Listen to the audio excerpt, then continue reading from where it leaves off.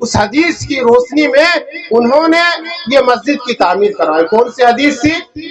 اللہ کے نبی نے فرمایا تھا کہ من بنا للہ مسجدا یبتغی بہ وجہ اللہ بنى اللہ لہ فی الجنۃ مثلہ۔ یہ حدیث ہے، صحیح مسلم کی حدیث ہے۔ اگر کسی نے مسجد بنایا اخلاص کے ساتھ اللہ رب العالمین کی خوشنودی حاصل کرنے کے لیے، رضا کے لیے، جنت حاصل کرنے کے لیے، دیدار کے لیے مسجد بنایا، مسجد میں تعاون پیش کیا، تو اللہ تعالی جنت میں ویسے ہی اس کے لیے گھر بنائے گا۔ صحابہ کرام نے اس کی تشریح میں بتایا، حضرت عثمان غنی رضی اللہ تعالی عنہ کے بارے میں، اس کی زندگی کے بارے میں آپ نے تقریروں میں سنا ہوگا۔ حضرت عثمان غنی، ان کا لقب ہی غنی تھا، مالدار۔ ان کی زندگی کے بارے میں روشنی اور لوگ ڈالیں گے، لمبی ان کی کہانی زندگی ہے۔ انہوں نے جو اسلام میں، مذہب اسلام میں قربانیاں پیش کی، اس کو آپ آنک نہیں سکتے ہیں، اتنی قربانیاں کی۔ بہرحال نبی کریم صلی اللہ علیہ وسلم کا جب انتقال ہو گیا، حضرت ابوبکر صدیق خلیفہ ہوئے، تو مسجد نہ سکا۔ محترم حاضرین جلسہ، میں زیادہ وقت نہیں لوں گا، اور ایک دو حدیث اور جو قرآن کی آیت میں نے پڑھی ہے اس کی تشریح کر کے اپنی باتیں ختم کروں گا۔ افسوس کی بات یہ ہے کہ صحابہ کرام کا دور جب یاد آتا ہے اور ہمارا دور جب یاد آتا ہے تو انتہائی افسوس ہوتا ہے کہ حضرت ابو ہریرہ رضی اللہ تعالیٰ عنہ کے بارے میں، جن سے 4000 سے ادھک حدیث مروی ہے، ان کی زندگی پڑھتے ہیں تو معلوم ہوتا ہے کہ کھانا پینا چھوڑ کر کے نبی کریم صلی اللہ علیہ وسلم سے حدیث سنا کرتے تھے، عرض کیا کرتے تھے۔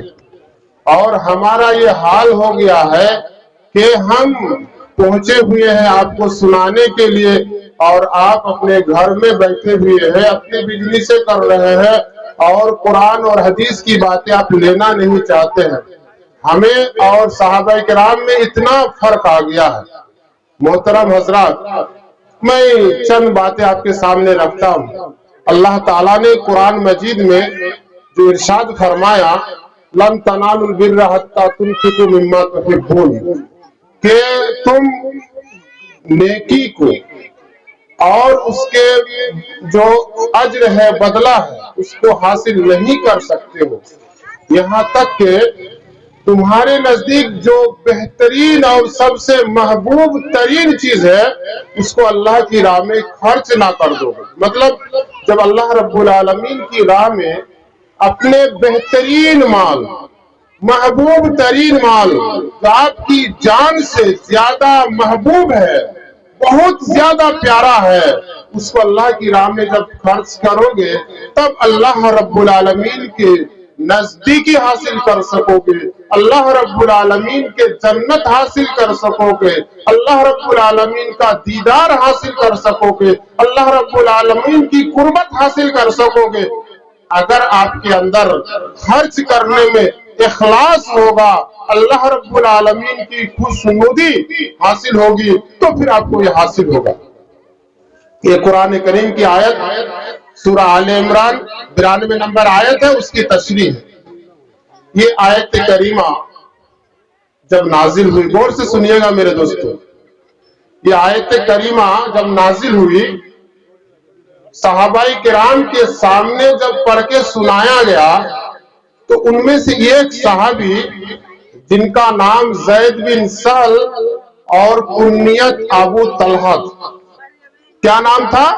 زید بن سہل اور کنیت ابو طلحہ رضی اللہ تعالیٰ عنہ، مدینے میں انصار صحابی میں سب سے زیادہ باغات والے صحابی تھے۔ تھوڑا غور سے سنیے گا، ہم اور صحابہ کرام میں کتنا فرق ہے۔ مدینہ میں تھوڑا سا آپ لوگ بات کیجئے گا تو ہم نہیں کچھ بول پائیں گے۔ बात नहीं कीजिए, थोड़ा सुनिए गौर से। मदीना में सहाबाए किराम में, अंसारी सहाबा में सबसे ज्यादा बागात किनके पास थे? हजरत अबू तलहा यानी ज़ैद बिन साल के पास।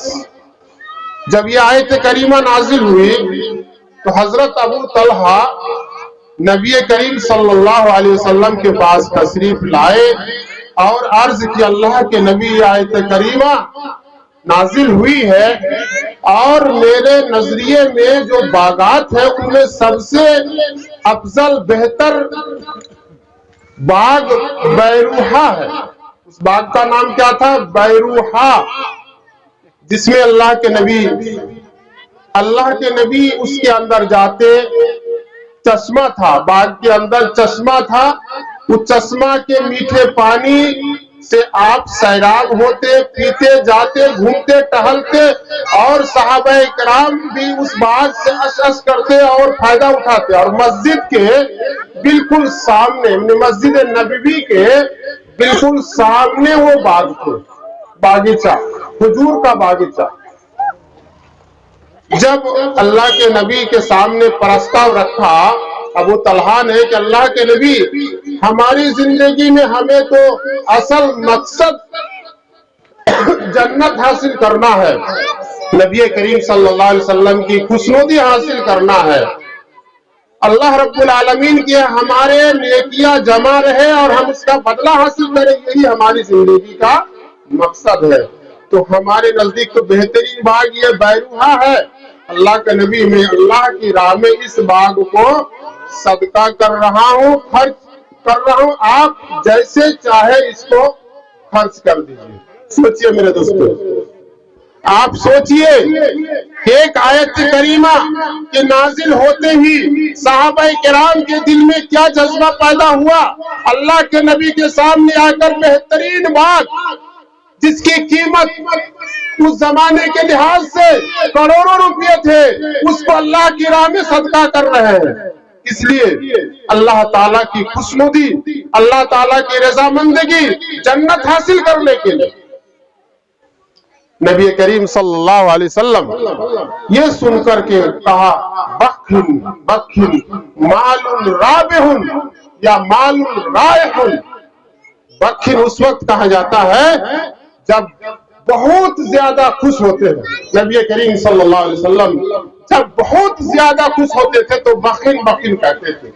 बहुत ज्यादा इंतहाई खुशी के मारे अल्लाह के नबी ने फरमाया, बड़ी खुशी की बात है अबू तलहा, ये तो बड़े फायदामंद माल है, ये माल ऐसा फायदामंद है कि तुम्हें जन्नत में बहुत आराम पहुंचाएगा।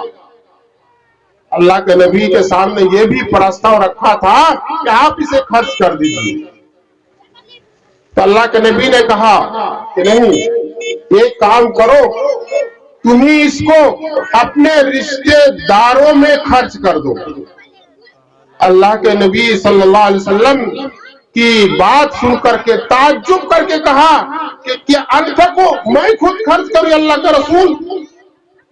चलो ठीक है, आपने जैसा हुक्म दिया मैं करता हूं। अल्लाह के नबी के हुक्म पर उन्होंने अपने रिश्तेदारों में उस माल को खर्च कर दिया, बांट दिया, तकसीम कर दिया और रिफाए आम में खर्च कर दिया। इसमें दो बातें, एक बात यह है मेरे दोस्तों, आज का दौर देखिए, हम अपने पड़ोस के मदरसा मस्जिद में सदका नहीं करते हैं, दूर के जलसा में जाकर के नाम कमाने के लिए सदका करते हैं, दान देते हैं, खैरात करते हैं, रिया दिखाने के लिए। अल्लाह के नबी देखिए क्या कहा कि अपने खवेश अकारिब रिश्तेदारों में खर्च करो। एक तो यह है इसमें कि सिला रहमी होगा, सिला रहमी, रिश्तेदारों पर ज्यादा खर्च करने का हुक्म आया है, उसका फायदा मिलेगा और इखलास का फायदा मिलेगा, इखलास की पहचान होगी। मेरे दोस्तों, ये अल्लाह के नबी के हुक्म से ज़ैद बिन सहल, जिनकी कुनियत अबू तलहा है, उन्होंने खर्च कर दिया। इस हदीस की रोशनी में हम अपने गरीबान में झांके और देखें कि हमारे रिश्तेदारों में ہمارے پڑوسی میں کتنے غریب غربا رہتے ہیں جس کی خبر گیری ہم نہیں کرتے ہیں، اور باہر میں نام کمانے کے لیے باہر میں جا کر جلسوں میں 4,000 5,000 2,000 1,000 خرچ کرتے ہیں، اپنے رشتہ داروں میں نہیں کرتے ہیں۔ کیسے وہ صحابہ کرام تھے اور ہم کیسے ہیں میرے دوستوں؟ یہ ہے حدیث اور قرآن کی آیت۔ آئیے اور ایک مختصر کے ساتھ میں بتاؤں، حضرت عثمان غنی رضی اللہ تعالی عنہ کے بارے میں، اس کی زندگی کے بارے میں آپ نے تقریروں میں سنا ہوگا۔ حضرت عثمان غنی، ان کا لقب بھی غنی تھا، مالدار۔ ان کی زندگی کے بارے میں روشنی، حضرت عثمان غنی رضی اللہ تعالی عنہ کے بارے میں، اس کی زندگی کے بارے میں آپ نے تقریروں میں سنا ہوگا۔ حضرت عثمان غنی، ان کا لقب بھی غنی تھا، مالدار۔ ان کی زندگی کے بارے میں روشنی اور لوگ ڈالیں گے، لمبی ان کی کہانی زندگی ہے۔ انہوں نے جو مذہب اسلام میں قربانیاں پیش کی، اس کو آپ آنک نہیں سکتے ہیں، اتنی قربانیاں کی۔ بہرحال نبی کریم صلی اللہ علیہ وسلم کا جب انتقال ہو گیا، حضرت ابوبکر صدیق خلیفہ ہوئے، تو مسجد نبوی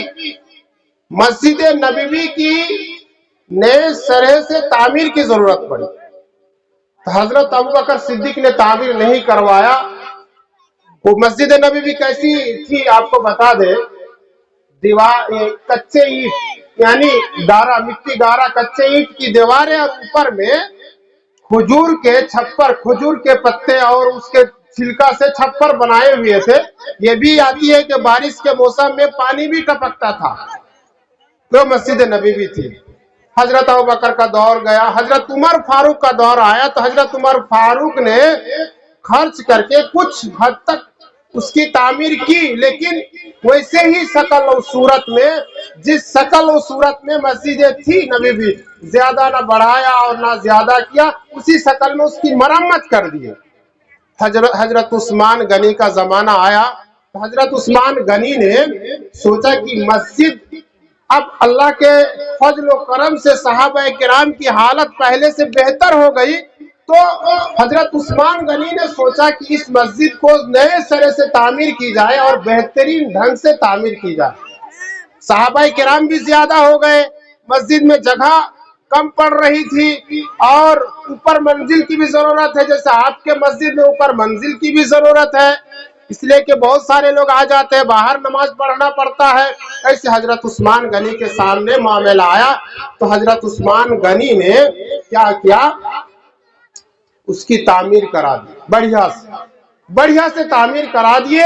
تو صحابہ کرام نے چیمی گوئیاں کی، سماج میں ہوتا ہے نا، تو ہمارے جیسے وہ صحابہ نہیں تھے، وہ لوگ اخلاص کی بنا پر کہہ رہے تھے کہ اللہ کے نبی کے زمانے میں جس شکل میں مسجد تھی، اس سے بڑا کر کے بڑی مسجد ہو گئی، بہترین ڈھنگ و شکل و صورت سے بنا دیے، تو یہ تو تھوڑا سا نیا پن معلوم ہوتا ہے، اچھی بات نہیں ہے ان لوگوں کی نظریہ میں۔ لیکن حضرت عثمان غنی رضی اللہ تعالیٰ عنہ کی حدیث اللہ کے نبی کی یاد تھی، اس حدیث کی روشنی میں انہوں نے یہ مسجد کی تعمیر کرائی۔ کون سی حدیث تھی؟ اللہ کے نبی نے فرمایا تھا کہ من بنا للہ مسجدا یبتغی بہ وجہ اللہ بنى اللہ لہ فی الجنۃ مثلہ۔ یہ حدیث ہے، صحیح مسلم کی حدیث ہے میرے دوستو۔ حدیث کا معنی کیا ہے؟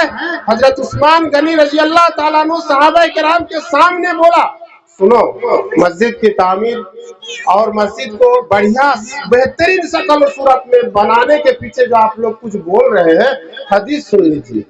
اگر کسی نے مسجد بنایا اخلاص کے ساتھ، اللہ رب العالمین کی خوشنودی حاصل کرنے کے لیے، رضا کے لیے، جنت حاصل کرنے کے لیے، دیدار کے لیے مسجد بنایا، مسجد میں تعاون پیش کیا، اللہ تعالیٰ جنت میں ویسے ہی اس کے لیے گھر بنائے گا۔ صحابہ کرام نے اس کی تشریح میں بتایا کہ آپ کو معلوم ہونا چاہیے کہ دھرتی پہ سب سے بہتر جگہ مسجد کی جگہ ہے، مسجد کا گھر ہے۔ مسجد کی جگہ اور مسجد کا گھر سب سے بہتر ہے۔ اللہ تعالیٰ اس کے لیے جنت میں سب سے بہتر جنت بنائے گا، سب سے بہتر جنت بنائے گا۔ یہ اس کی تصریح کی گئی ہے۔ یہ حدیث جب سامنے آ گئی تو صحابہ کرام بڑھ چڑھ کر کے اور سب مساجد کی تعمیر کرائے، اور جس کے پاس کچھ نہیں تھا کپڑے تک کو بیچ کر کے مسجد میں دان کیے میرے دوستوں، کیونکہ یہ مسجد جو ہے صدقہ جاریہ ہے۔ جب انسان مر جاتا ہے، اذا مات الانسان انقطع عنه عمله الا من ثلاثه من صدقه جاریہ او علم ينتفع به او ولد صالح يدعو له۔ جب انسان مر جاتا ہے، یہی مسجد جو اس نے تعمیر کرائی ہے اس کا ثواب اس تک پہنچتے رہتا ہے، اور اگر اس نے کوئی علم چھوڑا ہے، اس علم سے جب تک لوگ فائدہ اٹھائیں گے اس کا بھی اسے فائدہ ملتا ہے۔ یا کوئی بچہ جس کو پڑھایا لکھایا نیک بنایا، اس کے زندہ رہنے تک یا اس کے ذریعے سے اگر کسی کو پڑھایا گیا، سلسلہ چلتا رہا، تو پھر اس کو اس کا ثواب ملتا رہے گا میرے دوستوں۔ ان حدیث کی روشنی میں اب ہم سماج کا جائزہ لیتے ہیں۔ سماج کا جائزہ ہم لیتے ہیں تو ہمیں معلوم ہوتا ہے کہ گاؤں سماج میں اگر زمین خریدنے کی بات آئے گی، لاکھوں کروڑوں روپیہ نکل جائے گا زمین خریدنے کی۔ مسجد کی تعمیر اور توسیع کی بات آئے گی، مولوی صاحب بہت بھوکمری کا شکار ہے، پیسہ نہیں ہے۔ شادی بیاہ کی بات آ جائے گی، غریب کی لڑکی اگر ہوگی اس کی شادی میں پیسہ کا پیشکش کر کے اس کی شادی کو توڑوا دے گا، نہ بیٹی کی شادی کروا دے گا۔ اسی طرح سے اگر کوئی مقابلہ آرائی کی بات آئے گی سب کچھ کر دے گا، لیکن مسجد کی تعمیر میں، مسجد کی توسیع میں، مسجد کو بنانے میں کوئی مقابلہ نہیں کرے۔ اس وقت اس کی ساری پریشانیاں سامنے آ جائے گی لیکن کچھ نہیں کرے گا میرے دوستوں۔ اسی طرح سے مجھے افسوس ہوتا ہے، آپ کے بستی چھتیا جو جس محلے میں میں رہتا ہوں، چھوٹے چھوٹے بچوں کو جب صبح صبح کام کرتے ہوئے نظر آتا ہے تو مانو خون کے آنسو رونا آتا ہے، خون کا آنسو رونا آتا ہے۔ آپ نے بچہ کو، آپ کے ذریعے سے بچہ دنیا میں آنے کا ذریعہ بنا ہے، اور آپ نے بچہ کا حق ادا نہیں کیا۔ میرے دوستو، قیامت کے روز ہم تو کہتے ہیں کہ 99% والدین بچہ کی وجہ سے میرے خیال سے جہنم میں جائے گا، کیونکہ بچہ کو پڑھانے کی بات آئی نا، اس کی تربیت کی بات آئی ہے، اس کی ذمہ داری ادا کرنے کی بات آئی، آپ نے 10-15 بچہ کر دیا، اور اس کی جو تربیت ہے، نیک اور صالح بنانے کی بات ہے، آپ اس پر دھیان نہیں دیا۔ چھوٹا چھوٹا بچہ کو آپ نے کام میں لگا دیا۔ آپ نے کیا کیا، یہاں فیکٹریاں چل رہی ہے، صبح صبح بھیج دیا۔ کیا آپ اس بچہ سے کیا آپ امید رکھتے ہیں؟ بعد میں جب بچہ بڑا ہوتا ہے، بیوی بال بچے والے ہوتا ہے، اور ماتا پتا کے ساتھ بدسلوکی کرتا ہے، تو کہتا میری اولاد میرے ساتھ بدسلوکی کر رہا ہے۔ تو میرے بھائیوں، بدسلوکی تو آپ نے پہلے ان کے ساتھ کر چکا ہے، اس کی تربیت نہیں کی ہے، آپ نے اس کو پڑھایا لکھایا نہیں، اس کو نیک اور صالح نہیں بنایا۔ آپ خود گٹکا کھا رہے ہیں، چائے کی دکانوں میں بیٹھ کر پوریا چبا رہے ہیں، گھر میں تمباکو کھا رہے ہیں، سگریٹ پی رہے ہیں، اور بچے آپ کے دیکھا دیکھی وہ بھی ویسا کر رہا ہے۔ یہ کس کا قصور ہے؟ کس کا قصور ہے میرے بھائیوں؟ یہ آپ ہی کا قصور ہے نا، آپ نے کیا تو بچے آپ کے ساتھ کر رہا ہے۔ آپ اگر بچوں کے ساتھ کلکم رائن و کلکم مسئول عن رعیتہ کے تحت، حدیث کے تحت اگر اس کی ذمہ داری کو آپ نبھاتے، بچے کی جب ولادت ہوتی ہے یا جب آپ شادی کرتے ہیں، شادی ہی سے بچوں کی تربیت کا آغاز ہوتا ہے، شادی سے اللہ کے نبی نے فرمایا تنکحل المرأۃ لاربعین، اس میں اس حدیث میں آئے فَاظْفَرْ بِذَاتِ الدِّین، دیندار مہیلا عورت کو شادی میں لاؤ. آپ نے کیا دیکھا؟ شادی میں آپ نے کیا دیکھا؟ پیسہ کو دیکھا کہ کون ہم کو زیادہ پیسہ دے گا. ہم خوبصورتی کو بھی نہیں دیکھے، دینداری کو بھی نہیں دیکھے، کس کو دیکھا؟ پیسہ کو دیکھا. وہ مہیلا آئی جس نیچر کا آئی، اس نیچر کی بچہ انہوں نے پیدا کیا، اور پھر وہ بچہ بعد میں چل کر کے آپ کے ساتھ بدسلوکی کر رہا تھی. یہ کس کا کیا ہوا ہے؟ آپ نے شادی سے جہیز لے کر کے غلط رسم کو رواج دلا دیا. تو ان سے جو اولادیں ہوں گی آپ کے ساتھ کیا سلوک کرے گا؟ میرے دوستو، آپ اخلاص کے ساتھ نیک لڑکی کا انتخاب کیجئے، تبھی سے آپ کی اولاد کا آغاز ہو جاتا ہے تربیت کا. شادی سے پہلے جب آپ کسی لڑکی کو ڈھونڈنا شروع کرتے ہیں، تب سے آپ کے بچے کی تربیت کا آغاز ہوتا ہے. کیسے کہیے؟ اب سوچئے گا کیسے ہوتا ہے. دیکھیے نا، آپ نے ایسے گھرانے میں شادی کیا جہاں دولت دیکھا، وہ آئی آ کر کے آپ کی نافرمانی شروع کر دیا، آپ کے ماتا پتا کی نافرمانی شروع کر دیا. بچے ہوں گے اسی طرح. بہرحال لمبی باتیں میں نہیں کروں گا. میرا کہنے کا مطلب یہی ہے میرے دوستو، زندگی کتنے دن کی ہے؟ کل نفس ذائقۃ الموت، ہم اور آپ کو مر جانا ہے. یہ آپ دیکھتے ہوں گے کہ آج صبح نکلا شام کو واپس نہیں آیا. تو آپ کے پاس جب جتنا وقت ملا ہوا ہے، اس میں آپ جتنی آپ کی ذمہ داری ہے اس کو ادا کرنے کی کوشش کریں. مسجد کی تعمیر میں، توسیع میں پیسہ خرچ ہونے والا ہے. اگر آپ جنت میں مسجد جیسے عظیم گھر چاہتے ہیں تو انشاءاللہ آپ اس مسجد میں زیادہ سے زیادہ تعاون کریں گے. انہی چند باتوں کے ساتھ اور ایک بات کہ آپ اپنے بچوں کو پڑھائیں گے.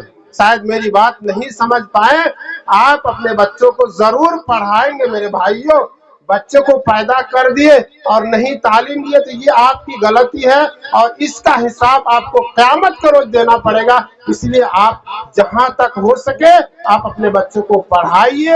جو بھی تعلیم دینا چاہے آپ دیجئے، لیکن بچوں کو پڑھائیے. انہی چند باتوں کے ساتھ میں اپنی باتیں ختم کرتا ہوں. اللہ تعالیٰ سے دعا ہے الہ العالمین ہمیں اپنی ذمہ داریوں کو ادا کرنے کی توفیق ارزانی فرما. تقبل یا رب العالمین. السلام علیکم ورحمۃ اللہ.